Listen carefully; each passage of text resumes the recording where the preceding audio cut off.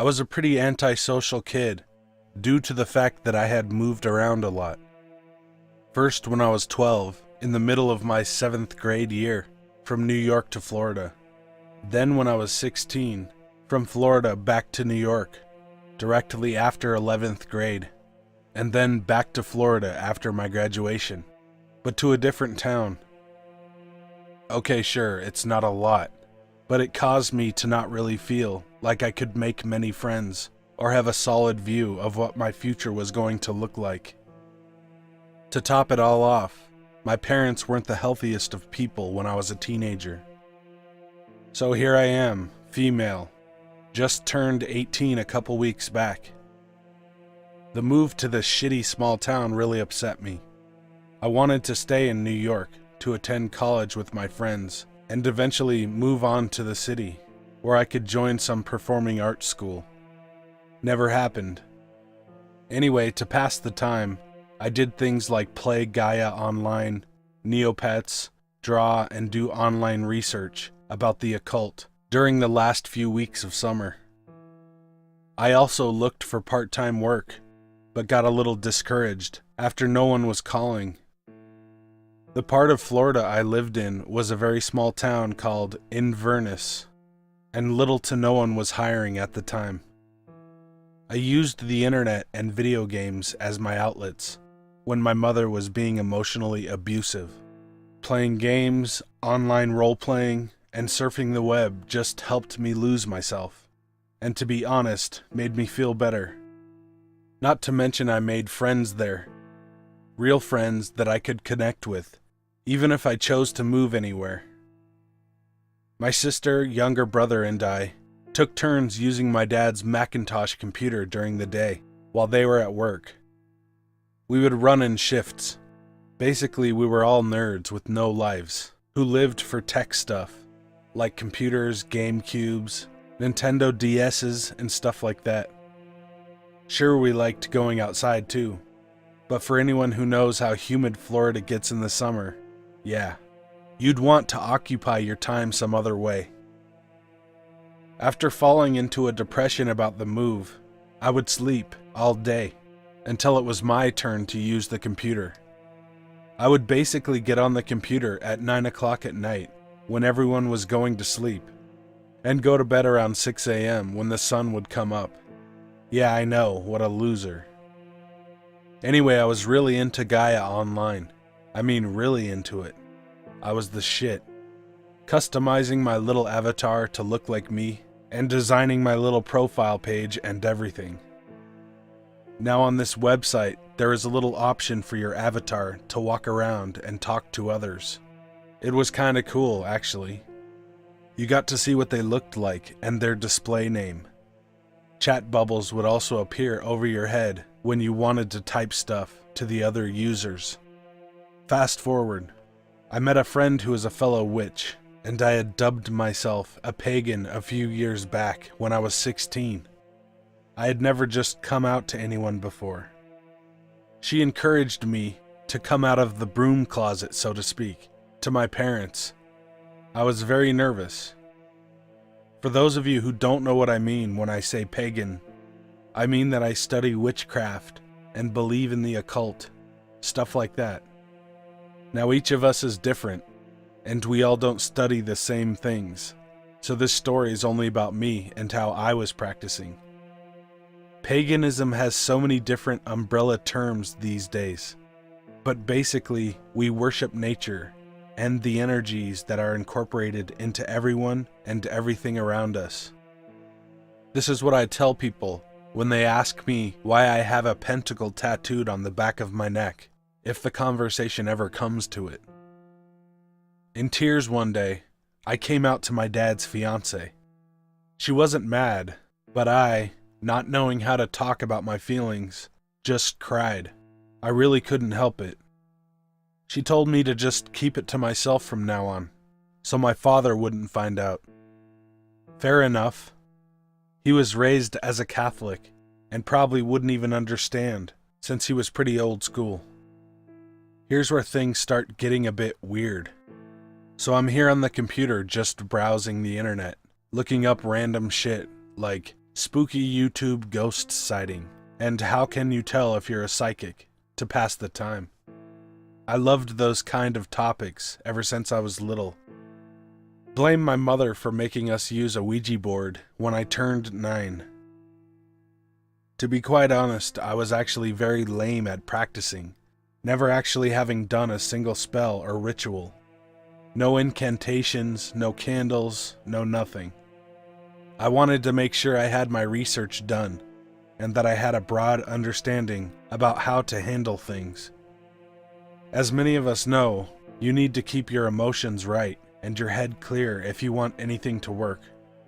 And I wasn't quite at that level yet. Keep this in mind for later. They say that once you open your mind to the unknown, strange things will start happening to you. For example, if you believe in ghosts, you're much more likely to see one than someone who thinks they aren't real. They are. So here's young me, realizing the full moon was out, and I wanted to go lay in my bed to get a perfect view of it. It's not really that late yet, and not quite my time to be allowed on the computer, so I decided to chill in my room for a while, and just flip through my book of gods and goddesses I wanted to worship. Besides the little green numbers blinking on the alarm clock on the far side of the room, there were no lights on. I liked keeping it like this to watch the moonlight flow through onto the floorboards. It was just pretty and calming to me. Have you ever got that feeling or a little voice in your head telling you to do something out of nowhere? Well, I got one. The idea of turning around to look at my closet all of a sudden popped into my head, and I snapped my head back to look at it. I was completely and utterly horrified at what I saw, and I mean scared completely shitless. There was this black mass about 8 feet tall, just hovering there. I mean, this thing appeared out of nowhere. 1 second there was just open space, and another, there it was. It was blacker than black. Because I didn't have any lights on, I was amazed that I could see the thing, but there it was. It almost had no shape, but if I could guess, I would say it was about as wide as a normal person. Just a lot taller. It had no legs, just a hovering black mass of smoke, with red eyes. I saw it quickly hover over to the right, in front of those blinking lights on my alarm clock. This was all happening so fast, I only had time to let out one faint gasp before it lunged itself right at me. I have never felt pain like that in my entire life. Searing, burning pain. I heard whispers. I felt scared, but at the same time, I was experiencing the most intense rage I have ever felt in my entire life. I knew it wasn't mine. I don't know how long this lasted. It felt like hours, but it was probably only a few minutes. My hands were balled up into fists, and all I could remember were harsh, angry whispers in my head, and I was shaking and thinking, "Stop, just please stop." And then it vanished. It was all over. I just laid there in shock from what had happened. Did it go into me? Did it leave? What the fuck was that thing? I definitely know it was not a ghost. It was something darker. I don't know how the thing managed to just appear like that, but I know for a fact I never summoned anything. I hear the darker spirits often follow others and feed off the negativity of one's being, but at the time I was pretty happy. I had even found myself an online boyfriend from Australia that I had met on Gaia Online. I went to go log on to the computer to tell my boyfriend about what had happened to me. He was pagan too, and I figured he'd want to hear about this weird shit that just went down. Quite frankly, I was scared and needed answers. Maybe he had read about this somewhere before. James. I messaged him on MSN Messenger. James, are you there? Please, please be online. I really need to fucking tell you something. He was. In fact, he had just woken up. Wait, he said. Before you tell me what happened, I have to tell you about my nightmare. I dreamt that you were being attacked in your room. Something was attacking you, but you made it go away, he typed. Sorry, I just needed to tell you what I dreamt before I forgot. I froze. Was this a fucking joke? How the hell did he know what happened? This was too much of a coincidence. I quickly spammed him and told him every detail of what happened. We both just sat there creeped out, trying to find an answer as to why he dreamt it and I lived it. To this day, I still wonder why this happened to me. I still keep the same faith as I did 7 years back, but this haunts me. James and I no longer talk, though. I can no longer sleep with the closet doors open, and there has to be a light on, or I just can't go to sleep. I've always been an avid gamer, ranging from games such as COD to silly simulation avatar games. Summer of 2006, I was 11 years old when a friend of mine opened the door to Gaia Online. I was more or less addicted to the game, spending every waking minute on it. Near the end of 2007, I was still completely involved in this game. I was a social butterfly, and spoke with quite a lot of people on the site. I downloaded all the chats, MSN, Yahoo, AIM, you name it, I had it. During my time on Gaia, I met this one kid.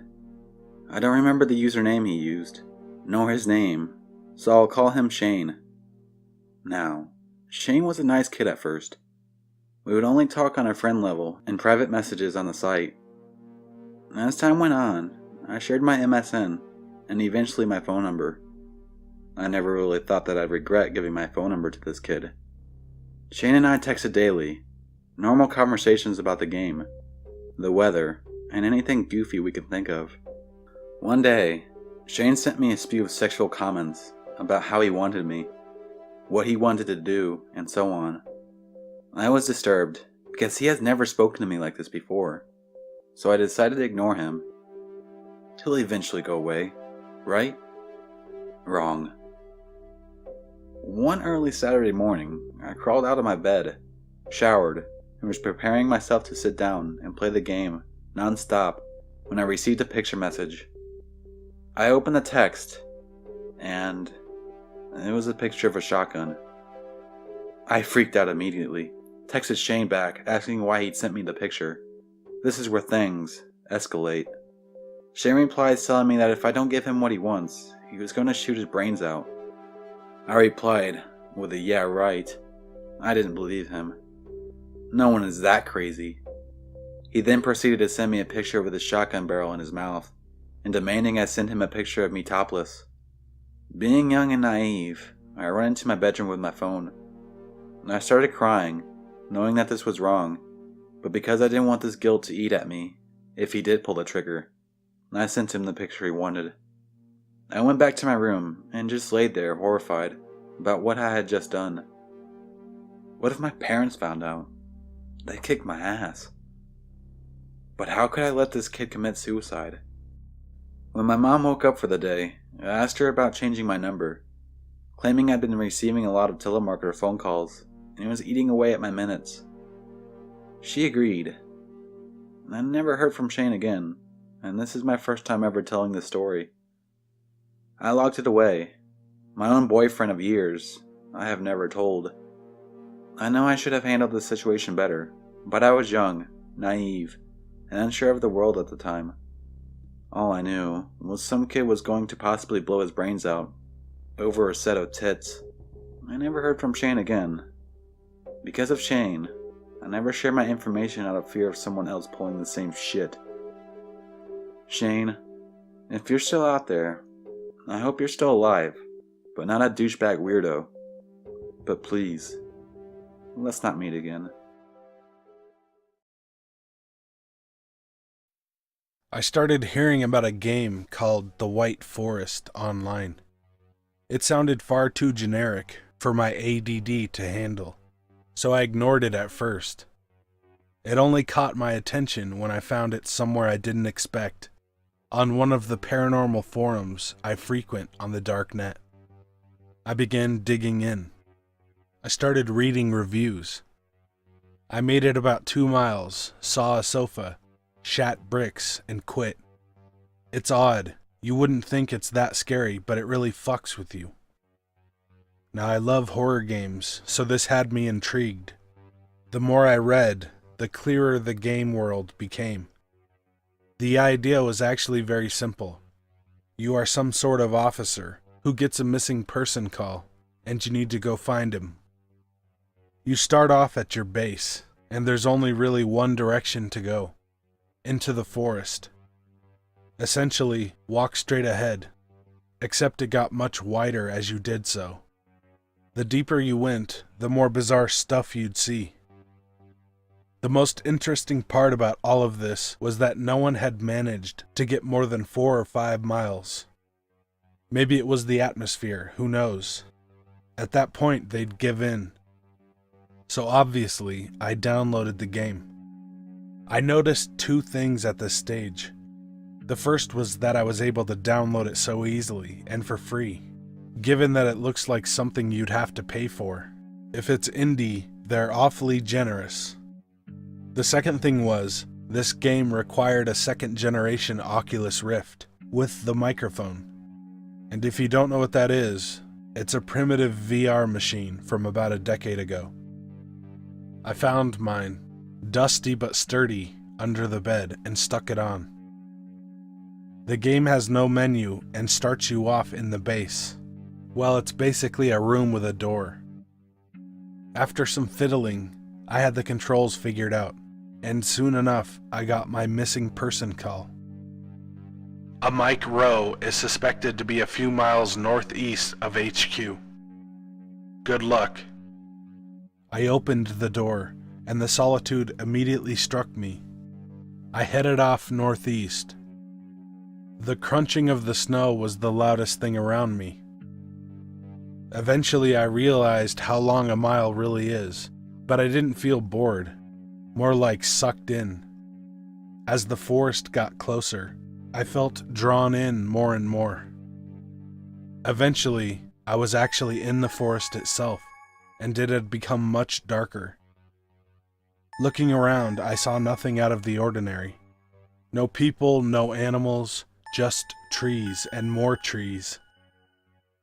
I thought I saw a light blink in front of me, but looking more carefully, I didn't see anything that could produce it. Then it got much stranger. I noticed the faint outline of some familiar structure to my right. I walked closer. It took me a second, probably because it looked so out of place, but I realized I was looking at a fridge. I was perhaps 15 or 20 feet away from it when a sudden vibration blared into my ear. Just checking in. How's the search going? Well, I haven't found him yet. That's a shame. Nothing out of the ordinary down there? Actually, there's a fridge here in the middle of nowhere. I'm just about to have a look at it.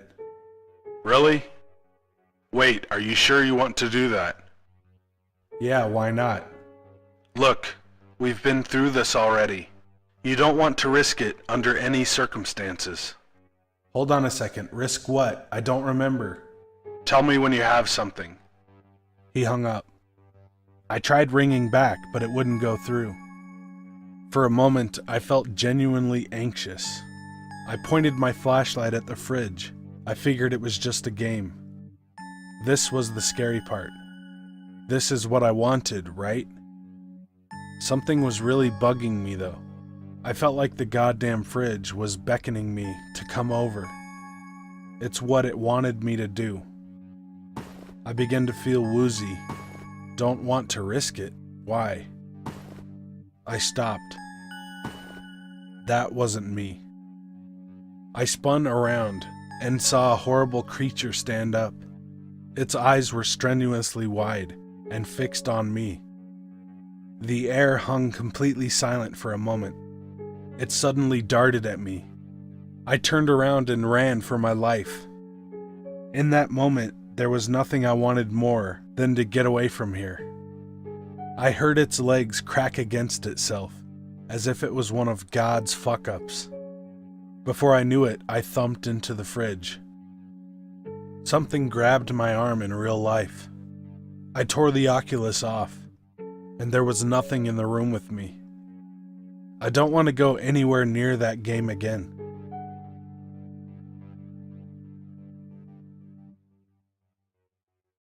Hey guys and ladies, thanks for watching. If you want me to tell your story or read a creepypasta, email me at the address in the description. I want to thank ScarystuffScarystuffScarystuff Ding for working with me. I put a link to his channel in the description. Be good to animals, even people. So, Gel, snämar, Bergsbus, Herish. Pardon me. I wonder if you could tell me how to get back on the expressway. Hey, fuck your mama. Thank you very much.